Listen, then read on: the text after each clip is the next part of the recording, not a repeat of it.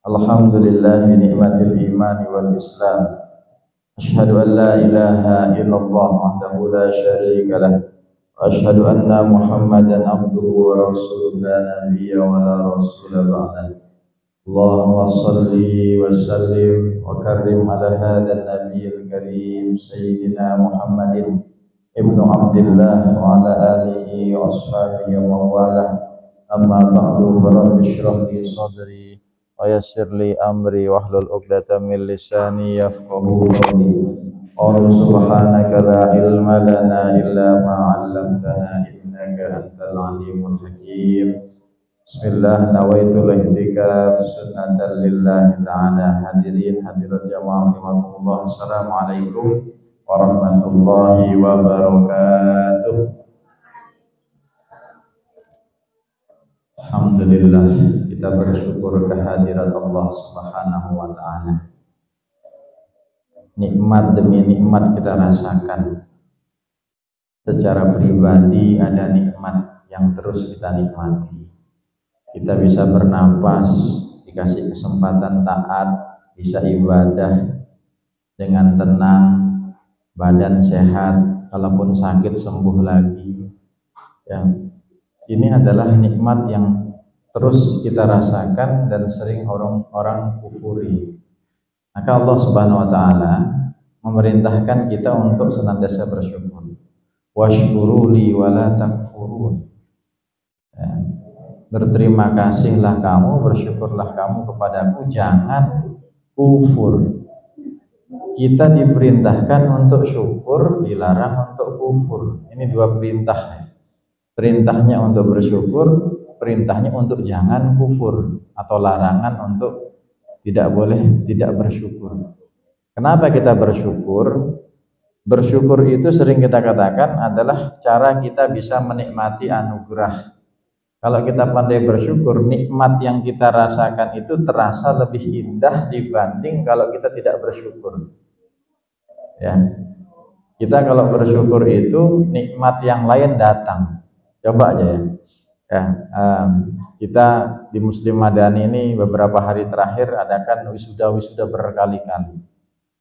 Setiap satu ujian selesai, syukur. Ada ujian pelaksanaan, ujian tulis, ujian lisan, ujian akhir tahun, sujud syukur. Semakin kita bersyukur, pasti ada keajaiban yang Allah berikan. Coba dalam hidup ini pandai-pandailah bersyukur, maka niscaya akan banyak sekali keajaiban-keajaiban, kejutan-kejutan yang Allah berikan kepada orang-orang yang bersyukur. Orang yang kufur itu walaupun dia tidak bersyukur, ada kejutannya juga. Tapi kejutannya itu nanti walaupun nampaknya membahagiakan, endingnya itu seringkali menyakitkan dan menyesalkan. Maka jadilah kita hamba yang bersyukur dan nantikan keajaiban dalam hidup kita. Usi nafsi wa iyyakum bittaqwallah. Untuk mengawali kajian ini seri ke-262, ya, yang ingatkan diri pribadi dan kita semua. Ternyata kita sudah benar-benar di penghujung 1446, gitu. Besok malam Jumat itu adalah 1 Muharram, ya. 1 Muharram itu artinya sudah berubah kalendernya 1447. Maka apa yang harus kita lakukan, ya? Sebagaimana di hari-hari biasa, yang kita lakukan adalah berusaha lebih baik daripada pribadi kita yang sebelumnya. Salah kaprah kalau orang itu pengen lebih baik daripada si A. Saya adalah A, dia adalah B, dia adalah C, dia adalah D. Saya pengen lebih baik dari dia, saya akan lebih baik dari C, dari D. Salah. Kita itu sedang berlomba dengan diri kita. Jangan kita bandingkan diri kita dengan orang lain. Gak bisa. Kenapa? Modalnya beda. Dia dari keturunan ini, kita dari keturunan ini. Sudah beda. Badannya tingginya sekian, kita tingginya sekian. Sudah beda. Kulit kita sama kulit kita, warna sama dia warnanya beda. Kendaraan kita sama kendaraan dia sudah beda. Terus kita mau bandingkan diri kita sama dia. Sakit hati seumur hidup. Yang kita bandingkan adalah diri kita dengan diri kita. Diri kita yang sekarang harus lebih baik daripada yang kemarin. Diri kita yang besok harus lebih baik dari yang sekarang. Itu baru fair. Kenapa? Yang kita bandingkan adalah diri kita. Yang kita bisa kontrol adalah ego kita. Yang bisa kita bandingkan adalah kita yang sekarang. Yang paling mengenal diri kita harusnya diri kita. Ini coba apa namanya? Hayati kata-kata ini.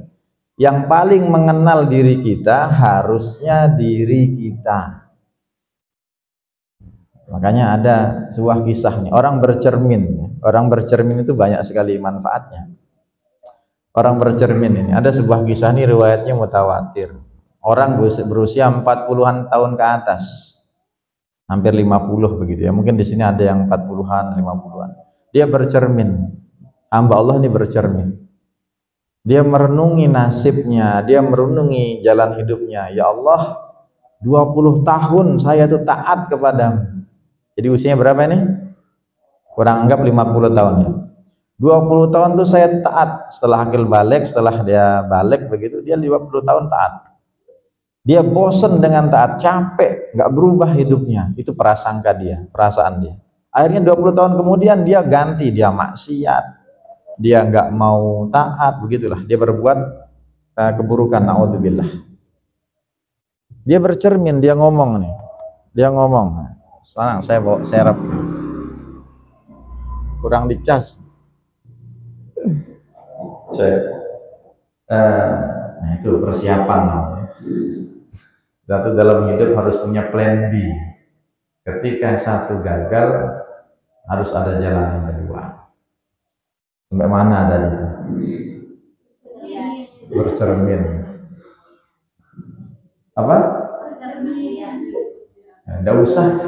Ozaoya ini selalu gitu dia. Kata terakhir saya yang diingat maksiat. Nah, bukan secara global bercermin gitu saja. Jangan.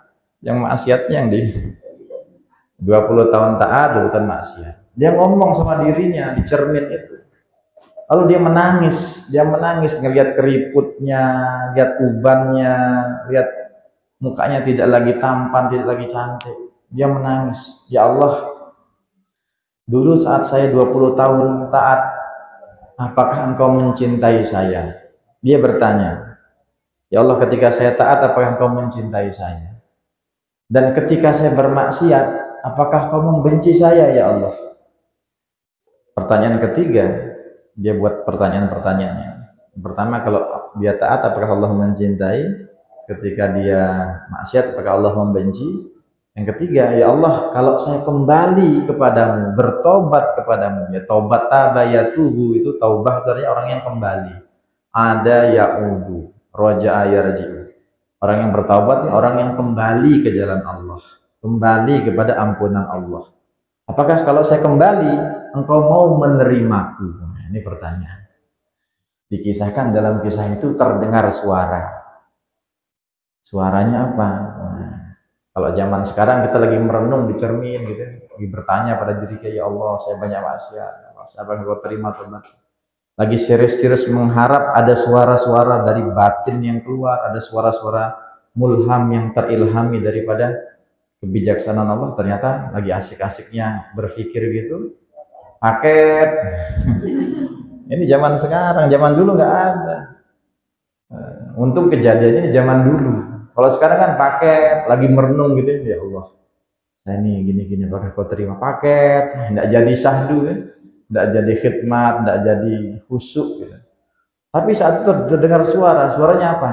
Wahai hambaku, ketika engkau taat kepadaku, aku sungguh mencintaimu. Ketika engkau bermaksiat padaku, sungguh aku membiarkanmu, menjauh darimu. Dan ketika aku akan kembali, pasti aku akan membukakan pintu dan menerimamu. Coba, Allah itu paling pantas disebut maha pengasih, maha penyayang. Saya sering ilustrasikan, kalau orang itu bantu seseorang, sekali, dua kali mungkin masih nyaman. Ada orang minta bantuan, kita bantu. Minta bantuan, 10 kali orang itu minta bantuan, mikir kita. Kok ke saya terus. Ke-12, ke-13 dia datang. Pak, Bu, nggak ke orang lain apa yang gantian, jangan ke saya aja. Itu manusiawi. Tapi Allah adalah zat yang paling suka dimintai tolong. Ini bedanya kita sama Allah. Makanya nggak akan bisa kita selamanya menyandingkan, membandingkan, dan menganggap diri kita sama Allah. Ya, jadi itu bercermin diri. Ya. Ini tahun baru, bercerminlah kita. Kira-kira kita ini lebih baik nggak daripada tahun lalu? Ya. Allah Subhanahu Wa Taala tadi di rakaat pertama ya, saya membaca. Jadi saya itu kalau kebetulan jadi imam, pengennya kalau pas ngaji itu pengen menyampaikan apa di pengajian, biasanya saya baca di sholat. Itu saya mengamalkan guru-guru kami dulu, ada almarhum ya Allah yarham Kiai Haji Imam Subakir Ahmad. Kalau beliau ngisi pengajian tauiyah diniyah tausiah begitu pada maghrib singkat 10-15 menit sebelum makan malam, itu beliau membaca ayat, baca surat yang nanti akan dijelaskan gitu. Jadi ya ini pentingnya hadir tepat waktu. Kalau masbuk ya nggak bisa. Jadi beliau tuh ngimami, rakaat pertama baca ayat apa, rakaat kedua kalau maghrib biasanya Al-Kafirun gitu. Rakaat pertama itu biasanya yang akan dijelaskan setelah sholat. Jadi saya mencoba mengikuti, mengamalkan. Kalau ingin menyampaikan apa saya baca. Jadi Allah Subhanahu wa taala berfirman, ya ayyuhalladzina amanu taqullaha wal tanzur nafsum ma qaddamat li ghadin wattaqullah. Salah lanjut. Innallaha ini paling sulit yang pertanyaan innallaha ini. Paling susah penjebakan zaman. Lanjutin innallaha. Ada ratusan innallaha dalam Al-Qur'an. Kita mau jawab apa? Kayak Ryan kemarin. Wailul lil mukadzibin. Lupa deh kalau yang diulang murojaah pendek. Jamaahnya ketawa.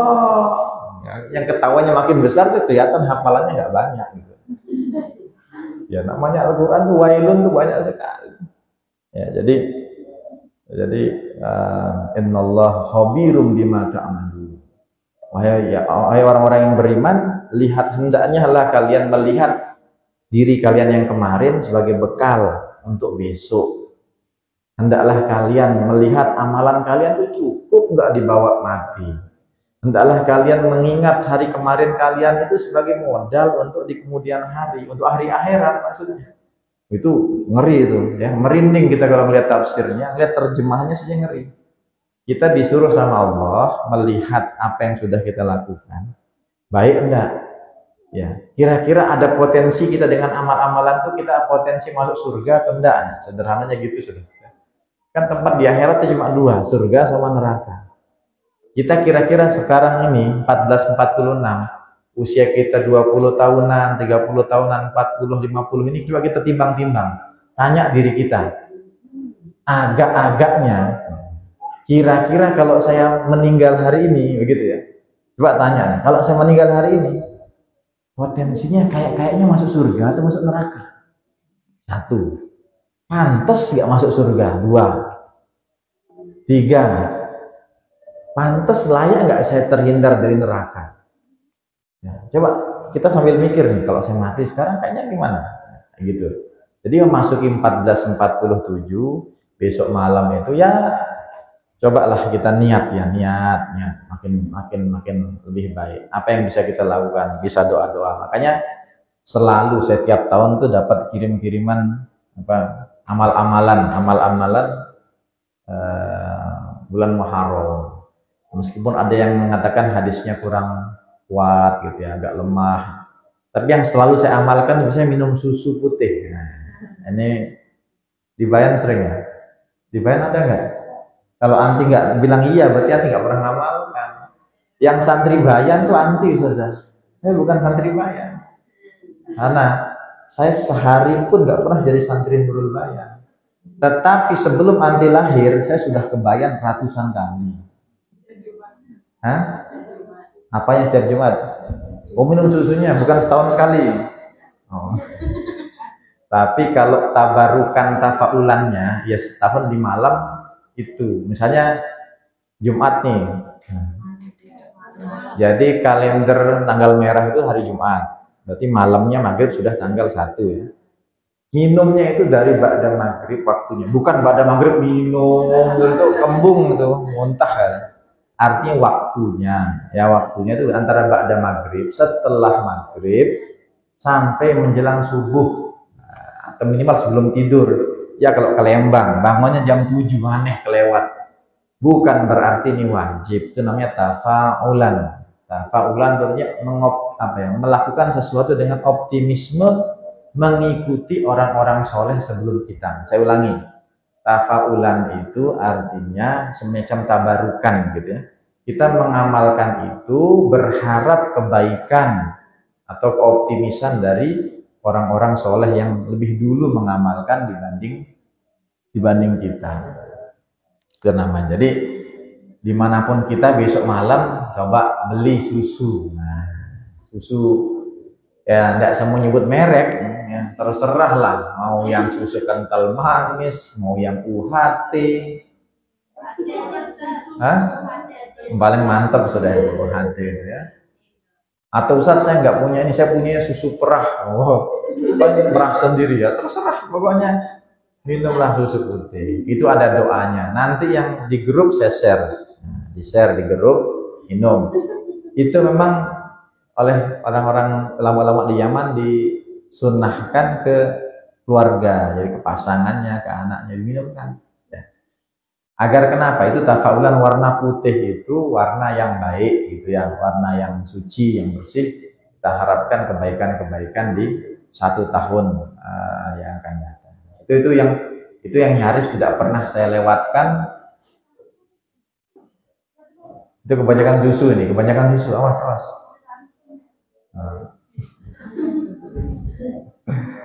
Jadi itu yang amal-amalan sederhana yang nyaris tidak pernah saya lewatkan sejak saya dapat forwardan WA.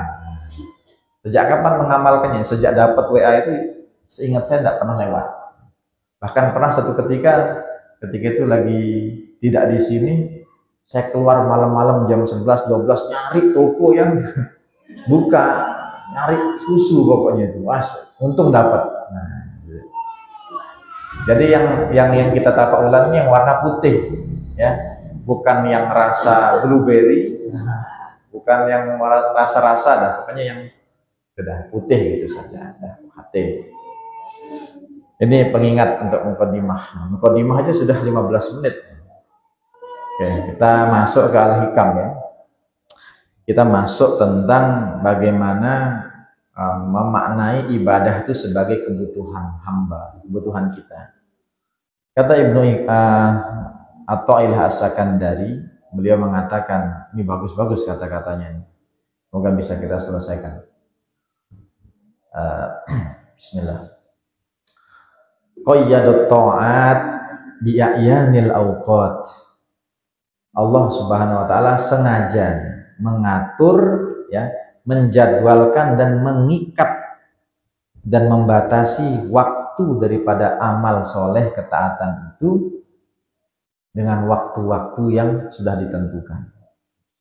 Qayyadat ta'at bi'ayanil awqat kaila yamna'aka anha, agar engkau itu, supaya kita ini tidak teledor, tidak lengah, tidak terpedaya, tidak tertipu, tidak kalah sama malas kita.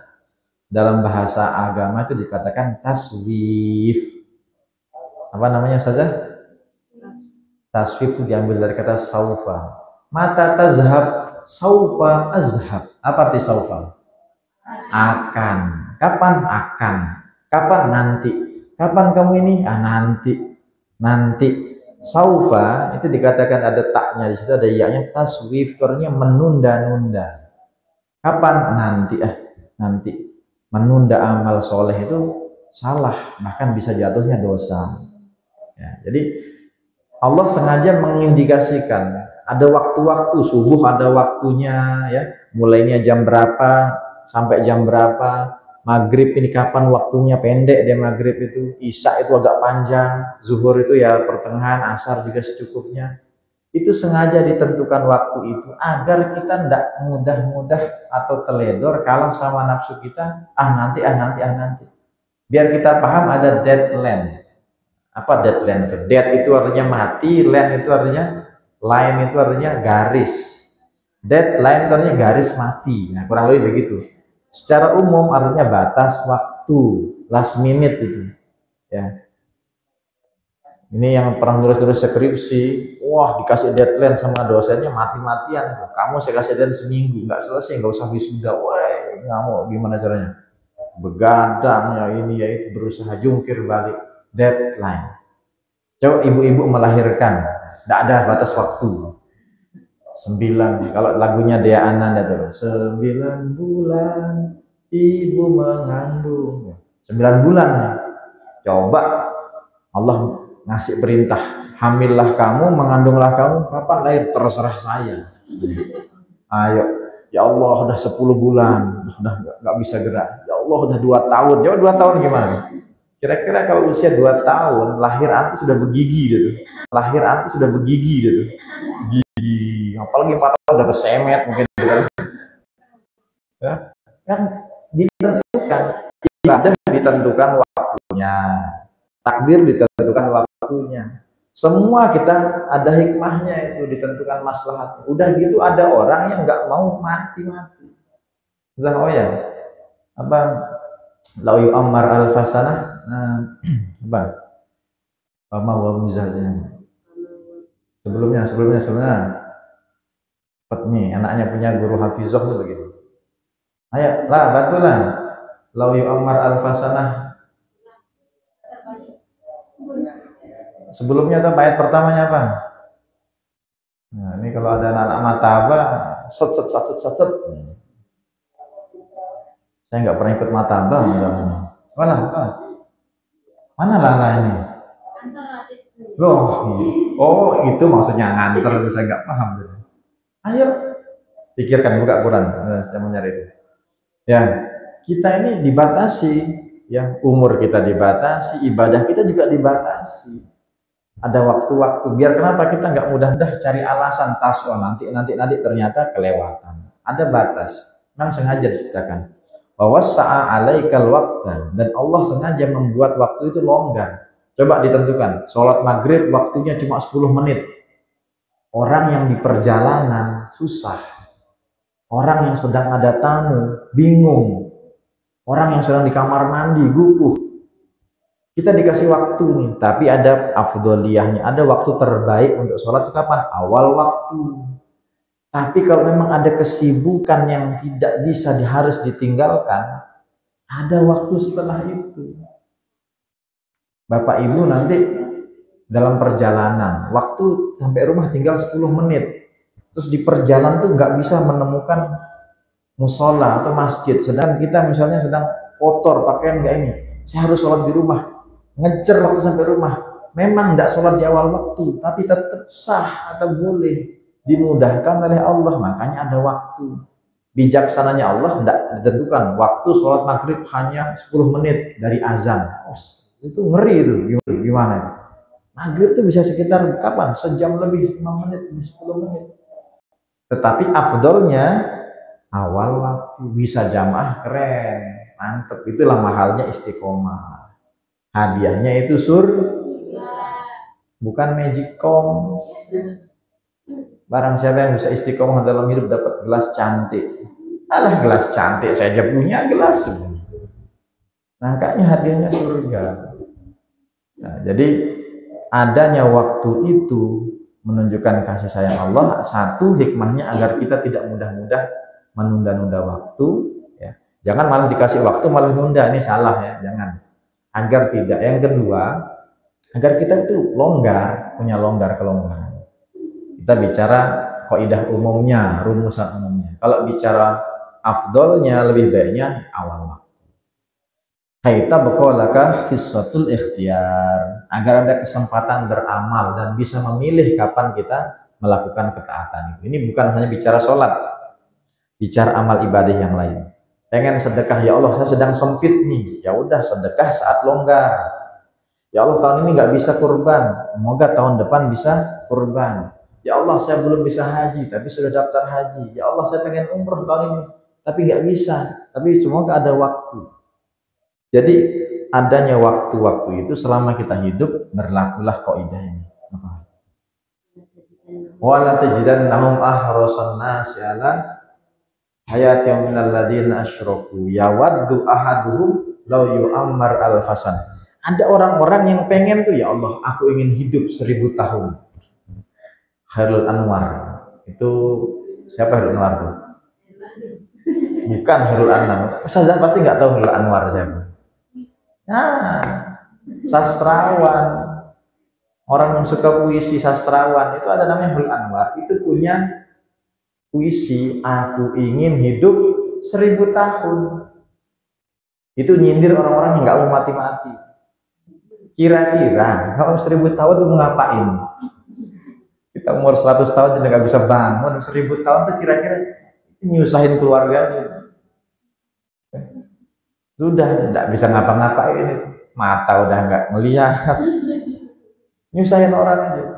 Mau hidup 1000 tahun, kira-kira gimana, mau ngapain? Ada orang-orang seperti itu. Padahal wama huwa bijazi minal adza ayu amar. Kalau dikasih 1000 tahun, belum tentu dia terhindar dari azab. Itu kata Allah, ini bukan kata saya. Nah, percaya aja sama Allah. Dikasih umur sekian itu yang terbaik. Tapi yang menjadi misteri itu, masya Allah, ini hebatnya Allah dibandingkan kita. Hanya Allah yang tahu rahasia umur. Ada orang, bapak, ibu, ya, punya anak, lagi lucu-lucunya ini yang sudah meninggal. Sampai orang tuanya bilang, ya Allah, kenapa dia dulu, kenapa enggak saya? Keren, kayaknya keren. Misalnya Allah langsung ngomong, beneran kamu mau nih? Kira-kira gimana? Itu kan cuma ungkapan aja. Kenapa harus? Kenapa enggak saya? Ditanya, emangnya kamu beneran mau? Oh, nanti dulu ya Allah. Memang kita bisa nawar-menawar gitu. Kita beli terong Aceh, umur itu enggak masalah. Coba kita lihat, ini rahasia. Teman ini, saudara-saudara, ada nggak yang teman SD kalian sudah meninggal? Nggak ada? Nah, ya, anti nggak ada. Saudara, ya. Ada nggak tetangga anti, misal anti, sepupu anti yang sudah meninggal? Masih muda kan? Bahkan lebih muda dari kita meninggal. Insya Allah. Makanya saya kalau melihat orang-orang dai-dai meninggal ketika ceramah itu saya tuh pengen. Jangan sekarang tapi. Tapi pengen, artinya tuh pengen apa ya? Bukan, ya Allah, itu indah gitu, indah sekali. Ada yang ketika khutbah, ada yang ketika sujud terakhir, ada yang. Nah, coba naudzubillah meninggalnya pas lagi megang.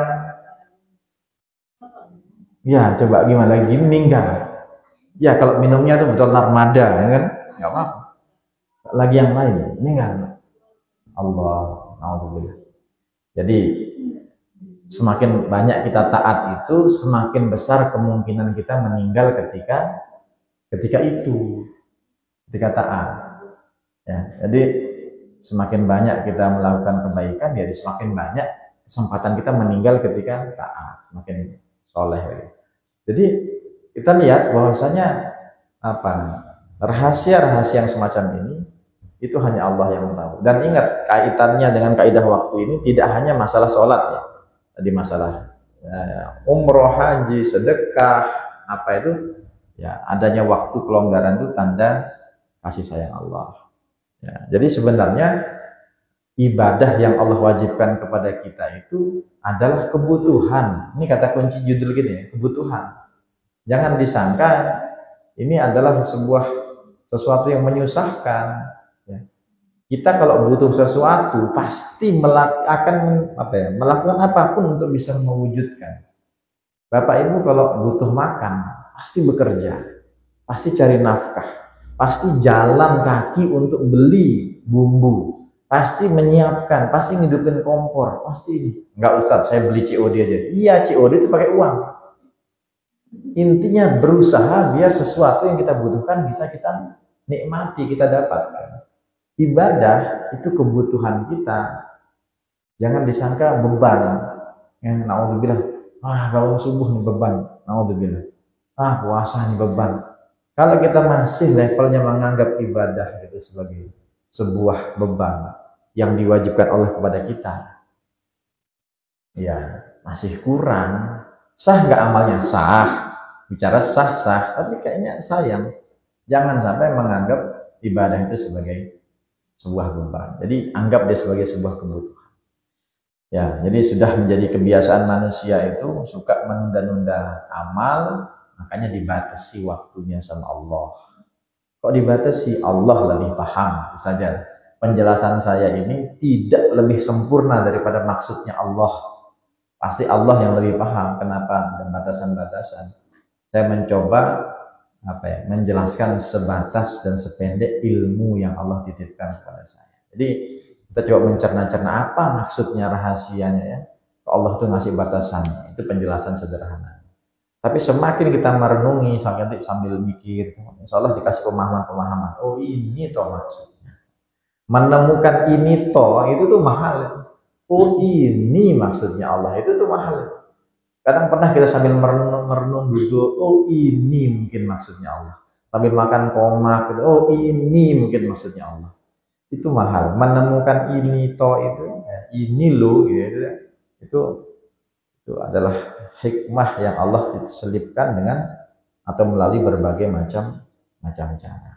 Jadi kita dikasih pelonggaran waktu biar bisa milih kapan nih kita cocoknya, kapan kita melakukan, waktunya kapan. Kalau nggak sekarang, nah lagunya itu kan, jika tidak hari ini, mungkin hari lusa. Ya salah sedikit sudah, nggak usah bukan hadis, bukan Quran. Intinya liriknya begitu. Kalau nggak bisa hari ini, mungkin esok. Kalau nggak bisa esok, mungkin minggu depan, gitu. Keberatan yang punya lagu, nggak apa-apa, bukan hak paten. Kalau nggak minggu depan, ya minggu depannya lagi. Nggak bisa minggu depan, ya bulan lagi. Nah, itu kan. Tapi jangan dibiasakan taswif. Taswif itu ya nanti. Jangan tunda-tunda nanti keburu mati. Azan dulu.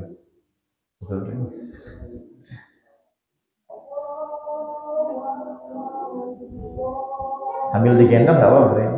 Tetap sah azannya sambil gendongan. Ikut nggak apa?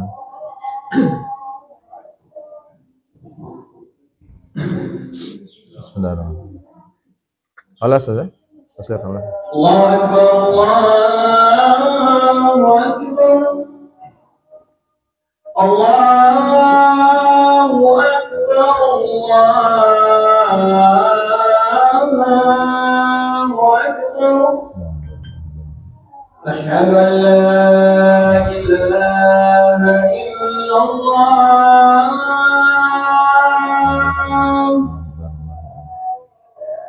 Asyhadu an la ilaha illallah.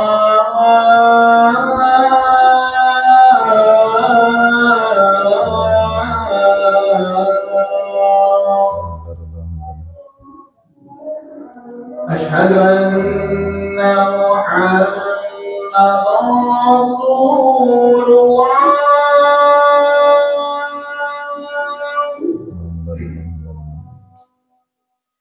Asyhadu anna Muhammadan Rasulullah.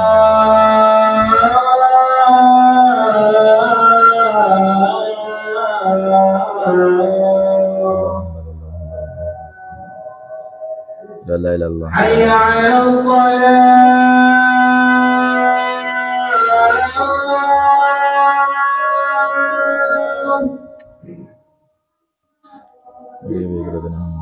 حي على الصلاة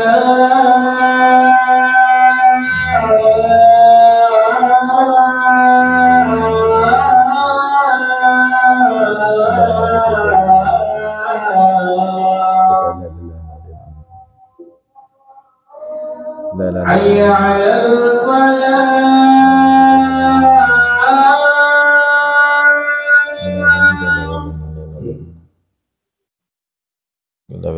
حي على الفلاح.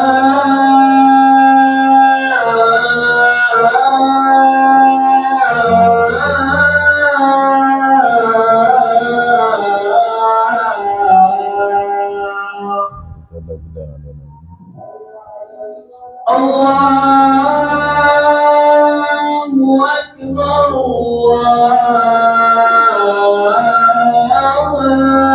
Allahu Akbar.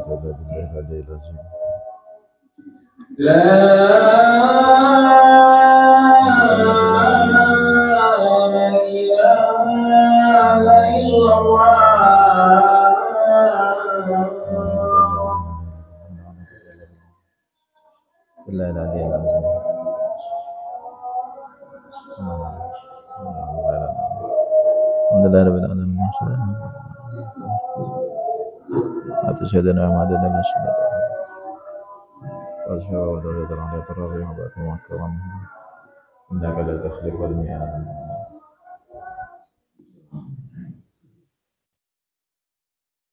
والجنة كما ربنا صبرا صدق الحق والعافية صلى الله على النبي بارك وسلم الحمد لله رب العالمين الحمد لله. Ini ada masih dua makalah lagi, dua ungkapan lagi. Nah, sudah azan, kita coba tutup dengan satu permisalan sederhana ini di kehidupan sehari-hari. Bagi ini sangat relate. Sudah Rizkian, apa kena relate? Apa maksudnya relate? Sudah Sa'diyah. Saya bilang Halimah nih, saya ingat Umi aja, Sa'diyah aja. Nah, Sa'diyah, apa kena relate ini? Apa maksudnya relate? Ini relate dengan kita. Gaya-gayanya Jaksel relate. Saja Pipit, nah ini orang Jaksel nih. Saja Pipit, relate itu apa relate? In the same meaning with relationship. Relate, nah, berhubungan, nyambung, terkait, mengenai, tentang, itu relate. Jadi, ini relate dengan kita, utamanya ibu-ibu muda atau orang tua muda. Mak Raya nih ibu tua, sudah bukan ibu muda ya. Karena anaknya sudah mondok ya. Anaknya sudah mondok, sudah lulus dulu, bukan udah semi muda, semi tua. Binom masih muda ya. Di umur ini pertengahan. Jadi ini utamanya ibu muda. Ini saja relate juga calon-calon ibu. Nggak ada yang bilang amin. Ulangi. Ini calon-calon ibu insya Allah. Ini saya serius ngomong. Cermati, catat, dengar, pasang buku. Kalau kalian didoakan ini calon-calon ibu, kata guru saya, enggak, saya ulangi saja sebenarnya. Kata ibu guru saya, itu sebenarnya setidaknya kalian didoakan dua hal. Ketika kita dibilang, didoakan, ini calon-calon ibu soleh, solehah, amin, oh di kantor bilang gitu, aminnya sampai bergetar itu, itu. Baik. Ini coba tanya besok Mutia di Unida. Kalau dibilang calon-calon ibu soleh-soleh, amin, sampai bergetar rasanya tuh. Spandek atas atap. Karena kita setidaknya ketika ada ungkapan itu, ada doa. Ada dua doa guru untuk kita. Satu, didoakan dapat jodoh. Nih loh. Memang sih ada orang punya anak, tidak tahu bapaknya ada. Tapi normalnya, baiknya, normalnya baiknya itu mah dapat jodoh, baru punya anak. Meskipun ada orang punya anak nggak tahu bapaknya. Yang kedua, didoakan punya keturunan. Dua-duanya ini mutlak kehendak Allah. Mau nyari bagaimanapun jungkir balik nggak ketemu. Mau nolak kayak apapun, kalau Allah ngasih ada saja caranya. Jadi saya ulangi misalnya terakhir nih. Kalau enggak bilang amin, restu saya udah enggak jatuh lagi kan. Ini insya Allah calon ibu solehah. Amin. Belum bergetar. Jadi gini ya, ini relate sama kita. Ini saya dapat di X. Saza Diana. Diana nih cucunya anak Odah. Coba noleh biar dilihat sama Bu Ajindong itu biar dikenal. Nah, udah usah senyumnya biasa aja. Jangan. X itu apa? Saya baca nih di X. X itu apa? X itu apa? Aplikasi. Ya dulu namanya Twitter. Ya Gen Z. Atau Twitter deh. Twitter. Ya di X, di apa yang bentuknya gini tuh ya? Thread di PS2-nya. Jadi gini, pernah nggak sih kalian tuh maksudnya nanya kepada orang tua muda, sama ditanya sama anak kalian yang kritis. Nah, anggaplah Zenat, ketika dia makan, saya contohin anak saya sendiri, dia makan, mau disuapin, bermanja-manja. Ada kalanya perlu kita suapin, tapi pasti sering dibilang, kakak makan sendiri. Lihat adik Zanuban, adik makan, meskipun bewetan, lihat Zian makan sendiri, cemberut makan sendiri. Mama ambilin, kakak ambil sendiri, cemberut. Tapi di depan mata dia lihat ibunya, mamanya itu ngambilkan saya makan. Kadang nyuapin, kadang ini. Jiwa kritisnya muncul. Kok gitu? Nggak adil nih hidup nih. Saya masih kecil, disuruh makan sendiri. Ini bapak udah bisa diambilin ini. Coba, siapa yang berani jawab? Nah, dengar ya, itu betul kata kuncinya. Satu, anak itu perlu dipahamkan. Nah, oh ya. Anakmu sudah dewasa. Nah, kamu itu masa sedang belajar mandiri. Mama nih istrinya Baba, ada kewajiban bakti istri kepada suami. Itu harus dijelaskan. Jangan nanti begini, Mama aku kok gak disuapin, Baba diambilin ini wilayah ini. Gak usah banyak tanya, cepat. Nah, ini nggak benar. Jadi diajarkan, dijelaskan. Ada kewajiban bakti istri kepada suami, itu dijelaskan. Baba mungkin capek habis ini dilayani. Saya sendiri itu kalau nggak dikomunikasikan, anak akan bertanya-tanya, wah nggak adil. Aiska. Tapi jangan disuruh nyuci baju sendiri, jangan terlalu berat itu. Jadi yang tali sepatu sendiri, gitu ya, pakai baju sendiri, yang normal. Karena di mata dia nanti akan momen-momen di mana ibu tuh melayani suaminya, melayani ayahnya di depan mata dia. Kalau tidak dijelaskan, akan menimbulkan prasangka, ya, cemburu lah apa. Jadi itu harus dijelaskan. Ini yang relate sama kita. Ini tadi mandiri, contoh kesini mandiri, ya. Untuk rumahnya jauhnya. Dah komat. Itu gambaran. Jadi masih ada 2 makalah lagi yang ini sudah nggak kondusif, ini sudah. Nanti kita sambung lagi insyaallah. Semoga semua sehat, panjang umur. Dan kita bacakan Fatihah untuk semua jamaah kita tanpa terkecuali, yang sakit, yang dirundung masalah, yang sedang menghadapi problematika hidup apapun bentuknya. Lana walahumul Fatihah. Alhamdulillah. Dina suratul mustaqim. Wal asri innal insana lafi khusr illa alladziina aamanu wa 'amilus shalihati wa tawassaw bil haqqi wa tawassaw bis sabr. Ada pertanyaan gitu? Nah, ada? Nahtadim bil hamdalillah. Subhanallah bihamdihi subhanakallahumma bihamdika asyhadu an la ilaha illa anta astaghfiruka wa atubu ilaik. Assalamualaikum warahmatullahi wabarakatuh.